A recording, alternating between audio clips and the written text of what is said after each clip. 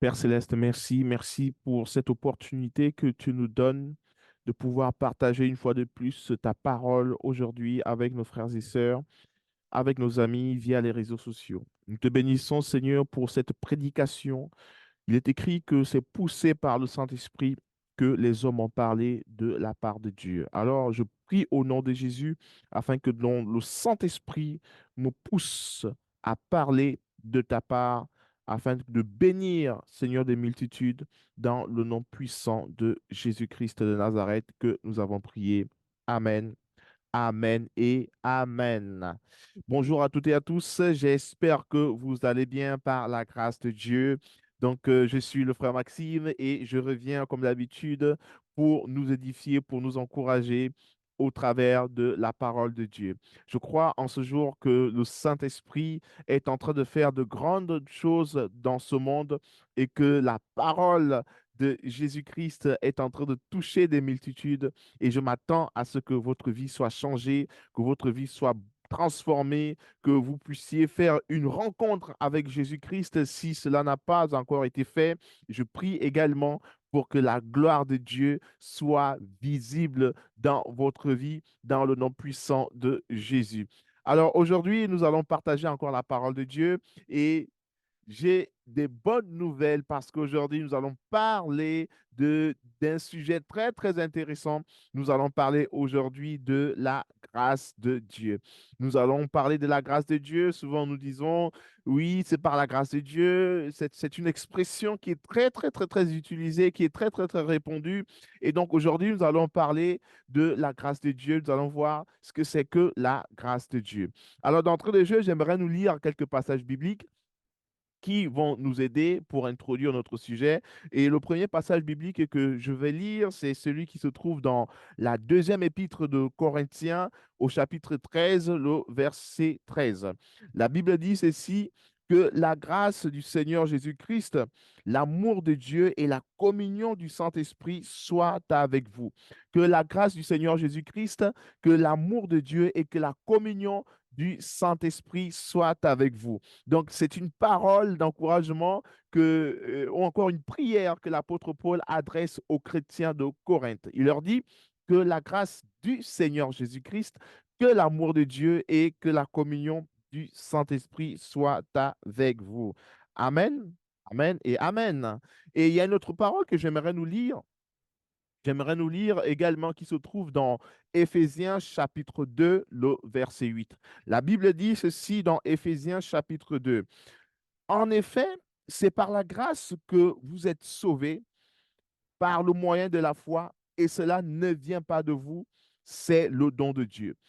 En effet, c'est par la grâce que vous êtes sauvés par le moyen de la foi, et cela ne vient pas de vous, c'est le don de Dieu. Et le verset 8, ce n'est pas par des œuvres afin que personne ne puisse se vanter. En réalité, c'est lui qui nous a fait. Nous avons été créés en Jésus-Christ pour des œuvres bonnes que Dieu a préparées d'avance afin que nous puissions les pratiquer. Ici, le verset qui nous intéresse le plus, c'est le verset 8 qui dit, en effet, c'est par la grâce que vous êtes sauvés par le moyen de la foi et cela ne vient pas de vous, c'est le don de Dieu. Le don de Dieu, c'est la grâce. La grâce ici, est qualifié comme étant un don que Dieu nous a fait. Et donc aujourd'hui, nous allons échanger, nous allons parler de la grâce, nous allons essayer un peu de comprendre ce que c'est que la grâce et pourquoi est-ce que la grâce a-t-elle été manifestée. Et donc, d'entrée de jeu, quand on parle de la grâce, qu'est-ce que c'est? La grâce. Imaginez-vous, souvent dans le monde séculier ou encore de façon courante, on parle de la grâce présidentielle. Je parle de la grâce présidentielle parce que c'est connu de tous. La grâce présidentielle. Dans la société humaine, depuis plusieurs siècles, il existe une prérogative inhérente au chef de l'État. Donc, en tant que président, on a la possibilité de gracier une personne, un prisonnier. C'est-à-dire, on décide de libérer un prisonnier et de le décharger de toutes ces accusations, de le faire sortir de la prison. On dit, bon, voilà, ce prisonnier qui est en prison pendant X temps, donc on décide aujourd'hui sous décret présidentiel, que cet homme devient libre. Il est libre de sa condamnation. C'est une bonne nouvelle. Et cela s'appelle une grâce présidentielle. Et c'est cela, la grâce. Donc, ce prisonnier qui n'avait aucun mérite, qui ne méritait certainement pas d'être libéré, mais parce que un président de la République a donc décidé sous son autorité, parce qu'il a le pouvoir, il a donc la capacité de libérer cette personne et donc de le gracier. Il décide que ce prisonnier va donc bénéficier de la liberté parce qu'il l'a voulu. C'est ce que nous appelons la grâce présidentielle et c'est une prérogative voilà, qui revient au chef de l'État. Donc, c'est ce que nous appelons la grâce. Donc, nous comprenons au travers de cette petite anecdote que la grâce, il y a des capacités ou encore des choses dans cette vie que nous ne pouvons pas obtenir de par nos propres efforts, de par nos propres capacités. Il y a des dimensions de la vie que nous ne pourrions pas atteindre parce que notre corps est limité, parce que nous sommes des êtres humains limités. Je prends un exemple simple, on aimerait aimer parfaitement. Personne dans ce monde n'aimerait qu'il y ait des guerres partout. Personne dans ce monde n'aimerait que des gens meurent. On aimerait vivre éternellement avec nos proches, mais cela ne dépend pas de nous. Vous voyez, donc cela est au-delà de nos capacités. Donc on ne peut pas contrôler la mort. Il y a des choses qu'on aimerait faire. On aimerait aider des personnes qui sont affamées partout dans le monde. On aimerait pouvoir leur apporter quelque chose. Parfois, nous faisons des dons, des contributions, mais parfois, ces petites contributions ne sont pas suffisantes. Donc, il faut que l'aide soit régulière pour pouvoir permettre aux personnes de manger tous les jours, de manger de façon régulière. Et parfois, nous nous rendons compte très rapidement que notre aide est limitée et que parfois, nous sommes démunis parce que nous n'avons pas la capacité ou encore le pouvoir d'aider la personne ou encore la population ou la nation comme on le voudrait. Parce que nous sommes limités, quand bien même que nous ayons la bonne volonté de faire la chose. Et la grâce, vous voyez, c'est cette capacité que nous avons, que Dieu nous donne d'obtenir certaines choses, certaines faveurs, certaines capacités au-delà de nos compétences, au-delà de ce que l'on aurait pu faire. Donc, c'est une faveur imméritée que nous obtenons. Donc, nous obtenons une faveur imméritée de quelqu'un qui a des faveurs illimitées et qui a le plein pouvoir de nous l'accorder. C'est cela la grâce. Donc la grâce, c'est dans un premier temps, par définition, une faveur imméritée. Donc une faveur imméritée, voilà, c'est quelque chose que nous n'avons pas mérité, mais la personne décide, prenons l'exemple de la grâce présidentielle, on décide de nous libérer, de nous délivrer, de nous accorder la liberté totale, malgré nos fautes, malgré nos imperfections, malgré nos erreurs. On décide quand même de nous accorder la liberté totale. Amen. Donc, c'est cela la grâce, une faveur imméritée. C'est une faveur imméritée. Mais je parle de la faveur imméritée ici par définition, mais il est très important avant tout de comprendre que la grâce n'est pas simplement qu'une faveur imméritée, parce que quand on parle de la faveur, on peut penser tout de suite à un geste de bienfaisance, à un acte de bienfaisance. C'est pas faux, mais il n'est pas question de ça ici. C'est beaucoup plus profond et beaucoup plus pertinent que de poser un acte de bienfaisance ou encore envers une personne ou encore envers une nation. Quand je parle de la faveur imméritée ici, il est très important de comprendre ici, c'est que Dieu nous fait une faveur.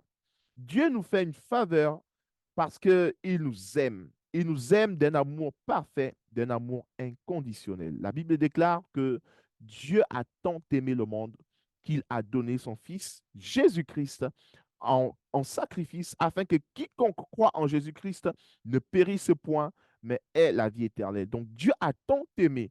Donc la preuve de l'amour de Dieu, c'est qu'il a donné tout ce qu'il avait de plus cher. Il a donné son Fils unique. Il a donné Jésus-Christ en sacrifice afin que toi et moi, nous puissions avoir la vie éternelle. Et donc, Si je reviens à ma définition de la grâce qui est une faveur imméritée, je comprends que la faveur que Dieu m'a faite, c'est de donner Jésus-Christ en sacrifice pour que moi, je puisse être sauvé de l'emprise du péché, pour que moi, je puisse avoir la vie, pour que nous puissions avoir la vie éternelle, pour que le monde entier soit sauvé, pour que le monde entier soit délivré de l'emprise du péché. C'est une faveur imméritée parce que le monde, malgré les hommes, ne méritait pas que Dieu sacrifie son Fils unique parce qu'on avait désobéi. Souvenez-vous que l'homme a désobéi à Dieu et donc a commis ce qu'on appelle le péché. Donc le péché est entré dans cette nation au travers de l'homme, dans ce monde au travers de l'homme qui avait désobéi, qui s'était rebellé face à Dieu et donc qui n'a pas voulu faire la volonté de Dieu et qui a décidé d'emprunter un autre chemin qui est le chemin de connaître le bien et le mal. Parce que Dieu, souvenez-vous, avait dit à l'homme, tu ne mangeras pas du fruit de cet arbre, car le jour où tu en mangeras, tu mourras. Mais l'homme, quand même, sous la tentation du diable, a décidé de manger de ce fruit. Et c'est cela le péché qui a causé aujourd'hui la séparation de l'homme d'avec Dieu. Mais Dieu, dans son amour, l'homme n'a pas posé un acte qui va pousser Dieu à sacrifier son fils Jésus-Christ. Donc l'homme n'a fait aucun acte, il a posé aucune action qui puisse permettre à Dieu d'avoir envie de le sauver. Au contraire, des choses se sont empirées parce que l'homme a continué de vivre dans le péché, dans la désobéissance. Mais gloire soit rendue à Dieu, le Père, parce qu'il nous a tellement aimés, il a décidé lui-même de sacrifier tout ce qu'il avait de plus cher. Son Fils unique qui n'a commis ni péché ni mal, et il a sacrifié Jésus-Christ afin que nous puissions être sauvés du péché et que nous puissions être restaurés dans notre gloire. Amen, amen et amen. C'est cela la bonne nouvelle, savoir que Dieu nous a donné son Fils unique. Et c'est cela la grâce que Dieu nous a manifestée. C'est une faveur imméritée que Dieu nous a faite en sacrifiant Jésus-Christ, son Fils bien-aimé, pour que toi et moi, nous puissions être sauvés, libérés du péché. Souvenez-vous, la semaine dernière, nous avons parlé de la justice de Dieu et nous avons parlé également du péché, de la définition du péché et des conséquences du péché. Nous avons dit que la justice de Dieu a été manifestée au travers de Jésus-Christ, son Fils bien-aimé, au point que Dieu nous a libérés du péché par le sacrifice de Jésus-Christ. Nous avons été libérés du péché par le sacrifice de Jésus-Christ. Par aucun autre sacrifice, l'homme a été libéré du péché. C'est uniquement par Jésus-Christ. Aucune religion, aucun autre sacrifice, aucun, que dire, aucun acte de bienfaisance n'a libéré l'homme du péché. Mais il n'y a qu'un seul acte, Jésus-Christ de Nazareth, par son sacrifice à la croix de Golgotha, l'homme a donc été libéré du péché, libéré des liens du péché. Pourquoi? Parce que Dieu nous a tant aimés. Dieu a tellement aimé l'être que toi et moi nous sommes au point qu'il a sacrifié tout ce qu'il avait de plus cher. Pourquoi? Pourquoi l'a-t-il fait? Pourquoi nous a-t-il accordé cette faveur? Pourquoi l'a-t-il fait? Simplement parce qu'il nous aime. Et parce qu'il nous aime et parce qu'il veut accomplir son projet. Il veut accomplir ses desseins bienveillants au travers de toi et de moi. Tu peux dire Amen. Dieu a décidé de nous accorder cette faveur imméritée que nous appelons la grâce parce qu'il a des projets de paix et de bonheur pour toi et moi. Et la Bible dit que Dieu a fait toutes choses pour un but. Il a fait toutes choses pour un but et donc il t'a créé pour un but. Il m'a créé pour un but.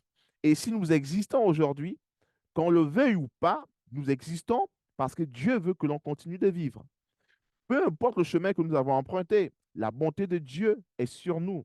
Jésus-Christ pouvait dire que Dieu fait lever son soleil sur les bons comme sur les méchants. Il fait pleuvoir sur les justes comme sur les injustes. Donc Dieu est bon envers tous. Et donc il continue d'être bon envers toi et moi.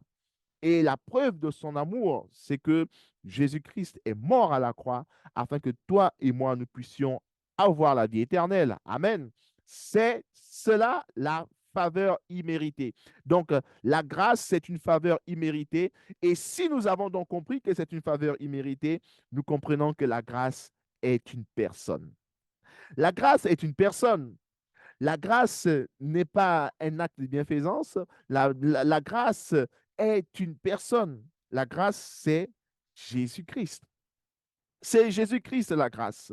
Donc la grâce n'est pas une chose, mais c'est une personne. En effet, l'humanité, nous, les hommes, nous étions condamnés à la mort. La Bible dit que nous avions péché.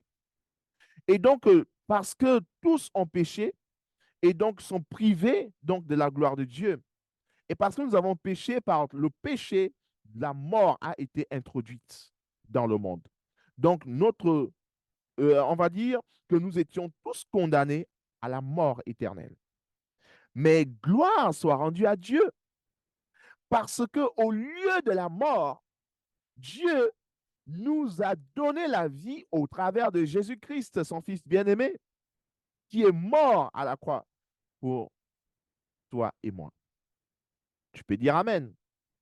Donc, la grâce, en plus d'être une faveur imméritée, c'est une personne et c'est la personne de Jésus-Christ. Nous pouvons prendre la parole de Dieu si nous prenons l'évangile de Jean au chapitre 1, le verset 17, la Bible dit, la Bible dit ceci, car la loi a été donnée par Moïse, la grâce et la vérité sont venues par Jésus-Christ. Amen. La loi a été donnée par Moïse, mais la grâce et la vérité sont venues par Jésus-Christ. Donc, nous ne pouvions pas nous sauver nous-mêmes. Oui, par nos religions, par nos pratiques, par les actes que l'on pouvait poser, cela ne pouvait pas nous sauver nous-mêmes, mais il a fallu que un homme vienne sur cette terre, mourir, afin que toi et moi, nous puissions être sauvés. C'est cela la grâce. Donc, pour mieux comprendre la grâce, cette faveur imméritée que Dieu nous a faite en sacrifiant son Fils, il est très important de comprendre que l'homme a chuté. Ça veut dire que l'homme que toi et moi nous sommes, nous avons chuté. Nous avons péché contre Dieu. Donc, au commencement, Dieu avait déjà des projets merveilleux pour toi et moi. Il avait des projets de paix et non de malheur, afin de nous donner un avenir et de l'espérance. Tu peux dire Amen. Donc, Dieu avait déjà un projet pour toi et moi. Mais la désobéissance d'Adam a interrompu le plan que Dieu avait au départ pour toi et moi. Donc, la désobéissance d'Adam a interrompu et non pas annulé. Rien ne peut annuler les projets de Dieu dans ta vie. Donc, la désobéissance d'Adam à l'égard du commandement que Dieu leur avait donné, cela a interrompu le projet initial de Dieu en ce qui concerne l'humanité. Et donc, l'océan ne s'est pas arrêté là. Donc, en effet, lorsque Adam et Ève ont péché, ont désobéi, la Bible nous dit que une autre nature est entrée dans l'homme. C'est la nature du péché. Une autre nature est entrée dans l'homme et c'est la nature du péché. Amen, amen. Et si nous lisons la parole de Dieu dans Romains chapitre 5, nous allons prendre Romains chapitre 5, nous allons lire à partir du verset, nous allons lire à partir du verset 12. La Bible dit ceci, Romains chapitre 17, verset 12. C'est pourquoi, de même que par un seul homme, de même que par un seul homme, le péché est entré dans le monde, et le péché, et par le péché, la mort. De même, la mort a atteint tous les hommes parce que tous ont péché. Et avant que la loi ne soit donnée, et avant que la loi ne soit donnée, le péché était déjà dans le monde. Donc, au travers de la désobéissance de l'homme, nous comprenons que le péché était déjà dans le monde, au travers de la désobéissance de l'homme. Donc, il dit, le péché était déjà dans le monde. Or, le péché n'est pas le péché n'est pris en compte quand il n'y a pas de loi. Donc, le péché est pris en compte quand il n'y a pas de loi. Donc, s'il n'y avait pas la loi, Dieu aurait considéré que l'homme était innocent. Pourtant, la mort a régné depuis Adam jusqu'à Moïse. Depuis Adam jusqu'à Moïse, même sur ceux qui n'avaient pas péché, par une transgression semblable à celle d'Adam, qui est l'image de celui qui devait venir. Donc, qui est l'image de celui qui devait venir. Mais il y a une différence entre le don gratuit et la faute. Il y a une différence entre le don gratuit et la faute. En effet, ici, beaucoup sont morts par la faute d'un seul. La grâce de Dieu et le don de la grâce qui vient d'un seul homme, Jésus-Christ, ont bien plus abondamment été déversés sur beaucoup. Et il y a une différence entre ce don, c'est-à-dire le don de Dieu, et les conséquences du péché d'un seul. En effet, c'est d'après un seul péché que le jugement et les conséquences du péché d'un seul. En effet, c'est après un seul péché que le jugement a entraîné la condamnation, tandis que le don gratuit entraîne l'acquittement après un grand nombre de fautes. Donc, verset 17, si par un seul homme, par la faute d'un seul, la mort a régné, ceux qui reçoivent avec abondance la grâce et le don de la justice régneront à bien plus forte raison dans la vie par Jésus-Christ lui seul.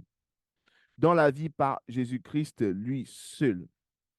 Amen, amen et amen. Ici, nous comprenons que la grâce est définie comme étant un don que Dieu a fait à l'humanité.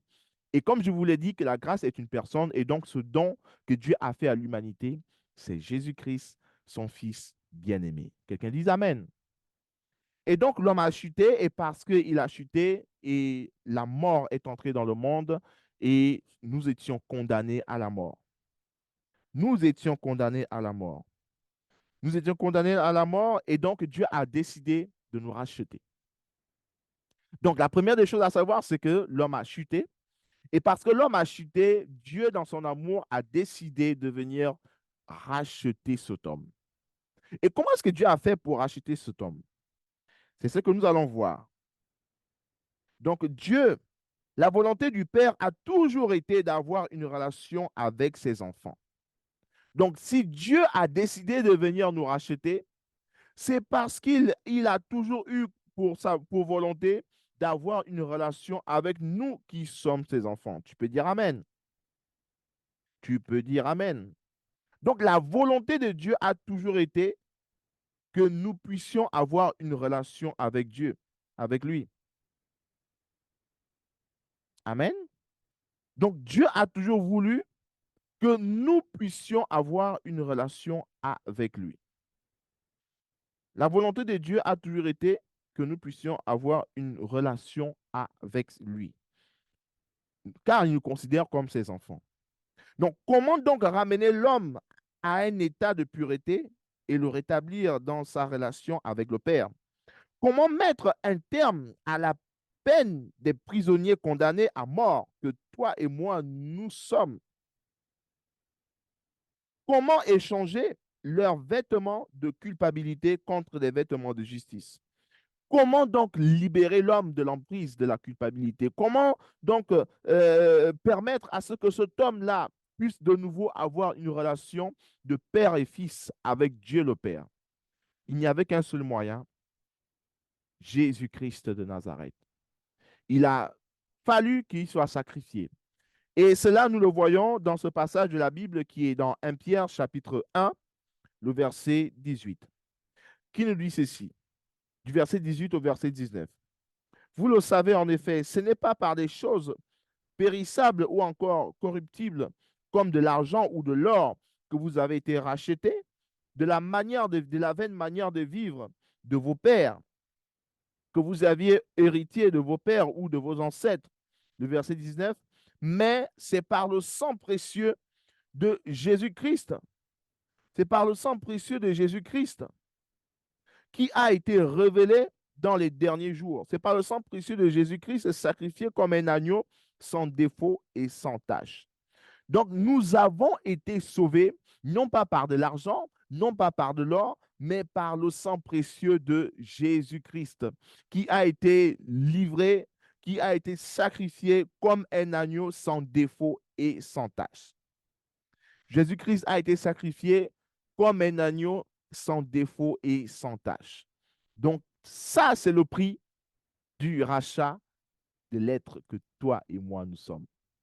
Dieu t'aime tellement au point qu'il a sacrifié Jésus-Christ, son Fils bien-aimé, afin que ta vie puisse être rachetée. Pour que tu puisses avoir la vie éternelle, pour que lorsque tu quitteras ce monde terrestre, que tu continues de vivre dans le royaume de Dieu, dans la félicité éternelle. Amen.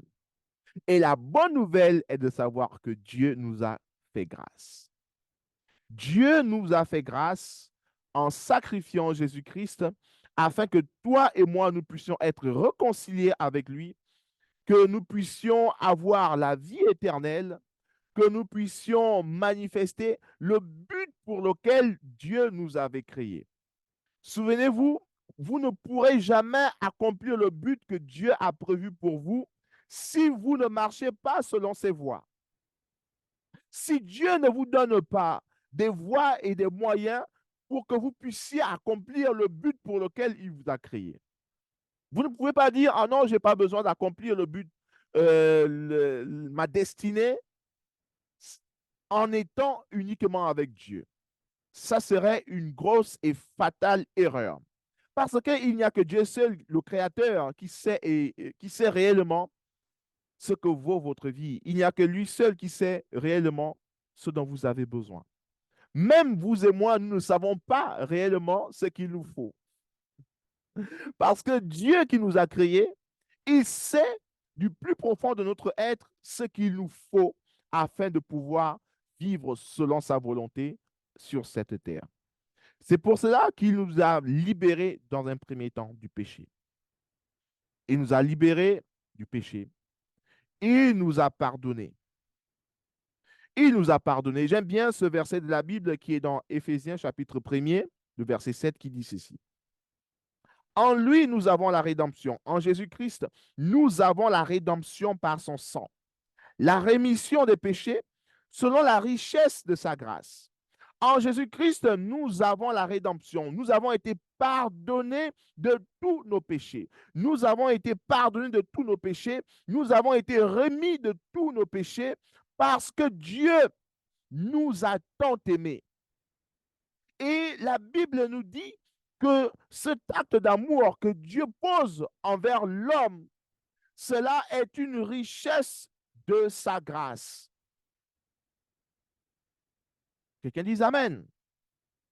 C'est la richesse de la grâce de Dieu envers nous, de cette faveur imméritée envers nous, que Dieu nous pardonne de tous nos péchés. Que Dieu nous remette de tous nos péchés. Ayons toujours à l'image de ce prisonnier qui est gracié par son président. Certainement, il dormait, il ne savait pas qu'il allait être gracié. Il dormait certainement qu'il avait encore 10 ans, allez, disons 30 ans de prison devant lui. Donc, il se voyait mourir en étant emprisonné. Il se voyait mourir en étant dans cette prison sans pourtant revoir certainement ses enfants ou sa famille, sans pourtant certainement reprendre une vie normale. Donc, pour lui, la prison était sa tombe. Et donc, il dort en ayant en lui cette pensée en disant, ma vie est finie, elle ne sert plus à rien. Et le lendemain, il apprend que mais finalement, il va être gracié. Quelle serait la réaction d'une telle personne? Quel serait le sentiment de cette personne? Malgré le mal que cette personne ait commis, mais cette personne aurait dans un premier temps un sentiment de reconnaissance. Cette personne va certainement se dire, mais comment quelqu'un peut-il décider de me gracier sans pourtant que je n'ai fait quelque chose? Et je pense qu'un tel acte pousserait la personne à ne plus commettre les mêmes erreurs. Et c'est cela que Dieu a fait envers nous. Dieu nous a pardonné de tous nos péchés. Il nous a purifiés de toutes nos iniquités. Dieu nous a pardonné. Il a tout oublié. Il dit que je ne me souviens plus du péché que vous avez commis. Pourquoi? Par amour pour lui-même. Dieu, il nous aime tellement, il nous aime, en fait, il s'aime tellement qu'il décide de venir nous sauver parce que nous sommes sortis de lui. Et donc, il décide de venir nous sauver par amour. Et il dit, à cause de son amour, il ne se souvient plus du péché que nous avons commis. Quelqu'un dit Amen. C'est une chose exceptionnelle et extraordinaire. Donc, le Seigneur nous a pardonné tous nos péchés ainsi que toutes nos iniquités et nous avons été graciés. Quelqu'un dise Amen. La grâce de Dieu, c'est une faveur imméritée. Cette faveur imméritée, c'est Jésus-Christ. Souvenez-vous, car Dieu a tant aimé le monde qu'il a donné son Fils unique, afin que quiconque croit en lui ne périsse point, mais ait la vie éternelle. Tel est le message de l'évangile de Jésus-Christ à la découverte de l'évangile de Jésus-Christ. Nous continuons d'explorer la parole de Dieu afin de partager l'évangile tout en espérant que cette parole vous touchera et touchera quelqu'un de votre famille certainement qui n'est pas encore dans le Seigneur. La grâce de Dieu a été manifestée envers tout le monde. Il n'y a aucune distinction. Dieu a tant aimé le monde. Peu importe le mal que vous avez commis, peu importe la nature du péché que vous avez manifesté, vous avez certainement été un criminel, vous avez certainement été une prostituée ou vous êtes homosexuel et que vous avez envie aujourd'hui de, de vous débarrasser de cette vie. Vous êtes certainement un criminel, un violeur. Aujourd'hui, vous êtes certainement quelqu'un de mauvaise vie, je dirais, parce qu'il y a tellement de choses qui peuvent arriver sur cette terre. Mais Dieu dit que peu importe le mal que vous avez commis, je suis prêt aujourd'hui à vous pardonner. Je suis prêt à vous pardonner et à oublier tout le mal que vous avez commis. Je suis prêt aujourd'hui à vous pardonner tout votre péché, à une seule condition: recevoir Jésus-Christ comme Seigneur et Sauveur. C'est le seul moyen par lequel nous puissions expérimenter la grâce de Dieu. La grâce de Dieu qui est une faveur imméritée, manifestée en la personne de Jésus-Christ, cette grâce nous permet d'être réconciliés avec Dieu le Père et de pouvoir manifester le but pour lequel Dieu nous a envoyés sur cette terre. Il n'y a qu'un seul moyen de vous débarrasser du péché dans lequel vous êtes, c'est Jésus-Christ. Et je vais donc vous inviter maintenant à prier avec moi afin de permettre à Jésus-Christ de venir dans votre vie et de vous délivrer du péché dans lequel vous êtes. Je nous invite à la prière. Père, au nom de Jésus, je prie maintenant pour mon frère, pour mon ami. Je prie maintenant pour cette personne qui me regarde. Je prie, Seigneur, car tu as dit que tous ont péché et sont privés de ta gloire. Seigneur, alors que nous avons tous péché, nous avons été privés de ta gloire, mais aujourd'hui, par la grâce de Dieu, nous avons été libérés du péché. Nous avons été restaurés dans la gloire que nous avions au départ, avant que Adam et Ève ne commettent le péché. Seigneur, quelqu'un a entendu que tu l'as tant aimé au point que la preuve de ton amour a été le sacrifice de Jésus-Christ à la croix. Seigneur, je prie maintenant afin que la grâce de Dieu puisse localiser une personne, que la grâce de Dieu manifestée en Jésus-Christ puisse toucher maintenant. toucher, Père Céleste, cette personne qui certainement était dans la prostitution, qui certainement, Seigneur, était sous l'emprise de la pornographie, sous l'emprise, Seigneur, de la drogue, de l'alcool, Seigneur, sous l'emprise, Seigneur, oui, oui, des vices de ce monde. Père, je prie au nom de Jésus. Quelqu'un était un assassin, un criminel, un violeur, rejeté par la nation.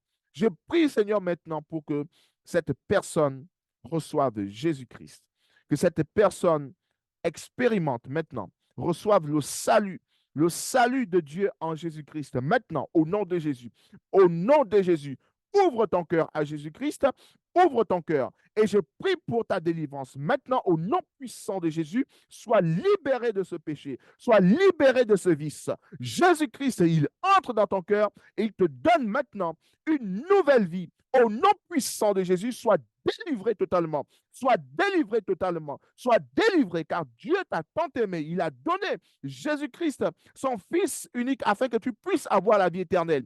Crois en lui maintenant, maintenant, que tu commences à croire en Jésus-Christ, que tu commences à croire en Jésus-Christ, parce que Dieu a payé du prix de son sang, afin que tu puisses de nouveau être appelé enfant de Dieu.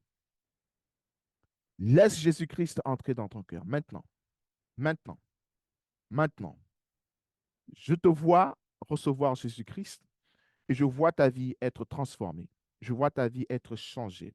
Je vois ta vie être restaurée parce que tu n'es plus seul maintenant. Jésus-Christ est avec toi. Jésus-Christ est avec toi. Il a dit que personne ne viendra ravir ce que le Père a mis dans sa main. Personne ne viendra te détruire entre les mains de Jésus-Christ. Personne ne viendra t'anéantir alors que tu es entre les mains de Jésus-Christ. Que le Seigneur te bénisse.